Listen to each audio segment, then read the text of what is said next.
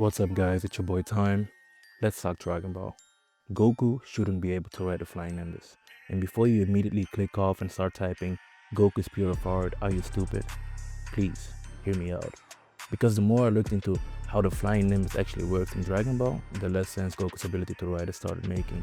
We're constantly told that the nimbus can only be ridden by people who are, well, pure of heart. And throughout the original Dragon Ball, we see characters who are generally good people get rejected by it. But then Goku gets an entire revenge arc. He's actively trying to kill people. He deliberately makes his enemies suffer. And the Nimbus is apparently just sitting there like, yep, this guy is pure. So today, I want to propose an alternative explanation. The Flying Nimbus doesn't judge whether your heart is completely free of evil. It judges their current mental and emotional state. And if that's true, it actually creates a pretty big problem for Goku. Let's start with what we're actually told about the Flying Nimbus. The general rule is that only the pure of heart can ride it, and we see this demonstrated pretty consistently. Bulma can't ride it, Krillin can't ride it, and a number of otherwise good characters can't use it because they're not considered pure enough.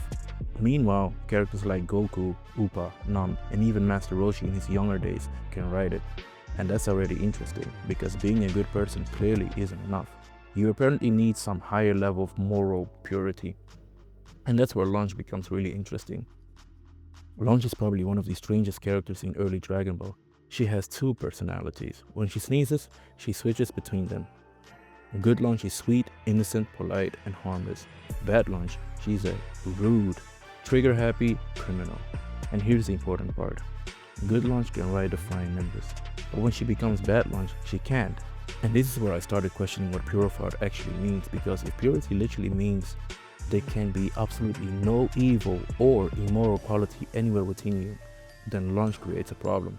She's still Launch, the same person. The fact that her personality changes doesn't mean all of a sudden those traits suddenly cease to exist. If you give me a glass of water and tell me it's pure water, but there's even a tiny amount of sugar mixed into it, it's no longer purely water. It might be 99.9% water, but it's not pure water. And that's the distinction I'm trying to make.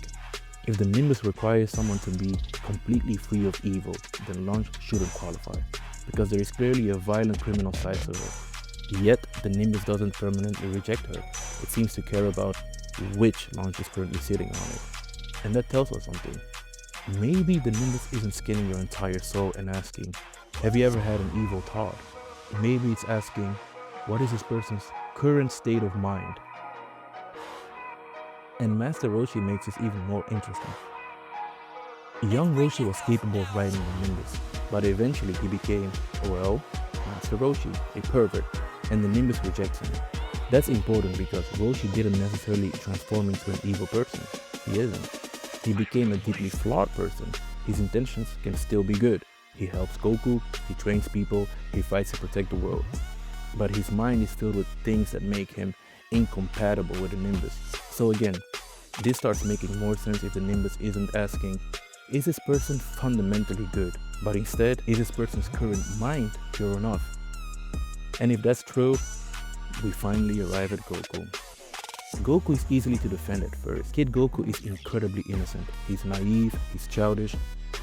He doesn't always understand the difference between right and wrong, in the same way an adult does. And throughout the Red Ribbon Army arc, Goku kills plenty of people. But you can make a pretty strong argument that most of those deaths are self-defense. The Red Ribbon Army is an openly murderous organization. Goku isn't exactly walking around murdering random civilians for fun. So if someone wants to defend Goku's purity based on these early examples, I think that's completely reasonable. Until we reach Demon King Piccolo. Because this is where I think the Nimbus creates a genuine problem. Goku's revenge arc. Goku comes across Krillin's dead body, and he's devastated. But he doesn't just want justice, he wants revenge. He immediately goes after Tambourine, one of Demon King Piccolo's minions. And here's what makes this important. Goku doesn't even know the full situation yet. He doesn't know the entire plan. He doesn't know what Demon King Piccolo is trying to accomplish. He doesn't know the bigger picture. He knows one thing. Tambourine killed Krillin, and Goku wants him dead. That's not Goku defending himself. That's not Goku accidentally killing someone during a battle. That's Goku pursuing someone specifically because he wants revenge for what they did. And when he catches Tambourine, he kills him. Now you could still argue, Well, the Marine was evil. Killing him was justified. And that's a perfectly valid argument, but that's not really the question. The question is revenge compatible with being pure of heart? Because Goku isn't thinking, I have to stop this evil because innocent people are in danger. No, he's thinking, you killed my friend, I'm going to kill you. And that distinction matters. Because Goku doesn't simply defeat Tambourine and moves on. He becomes obsessed with revenge. He starts going after Piccolo's followers. Anyone connected to the people responsible for killing his friends becomes a target. And eventually Goku fights Demon King Piccolo himself.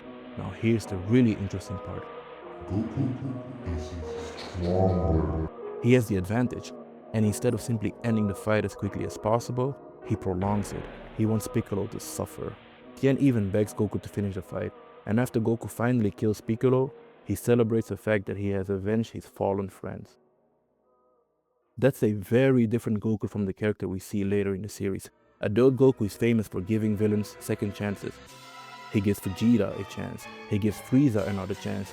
He even gives enemies opportunities that most people would consider completely insane. You guys know what I'm talking about. But Demon King Piccolo? Tambourine? There is no mercy.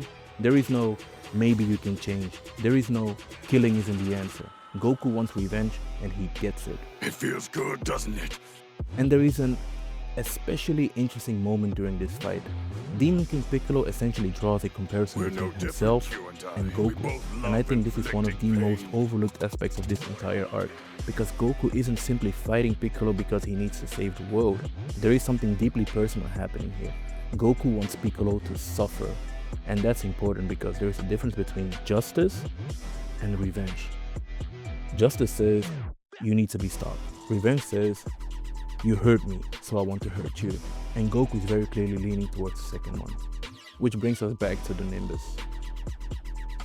This is the part I find genuinely strange. If the Nimbus can detect moral impurity of characters like Bulma, Krillin, or Bad Lunch, then why doesn't it react to Goku when he's consumed by revenge? If the standard is you must have absolutely no evil thoughts or impulses, then Goku should fail, that's it. Because at this point in the story, Goku absolutely has murderous intent. He's angry, he's seeking revenge, he's deliberately inflicting pain, and he explicitly wants to avenge his friends. Yet, the Nimbus still accepts him. But that's enough for me. What do you guys think? Let me know in the comments down below. Time out.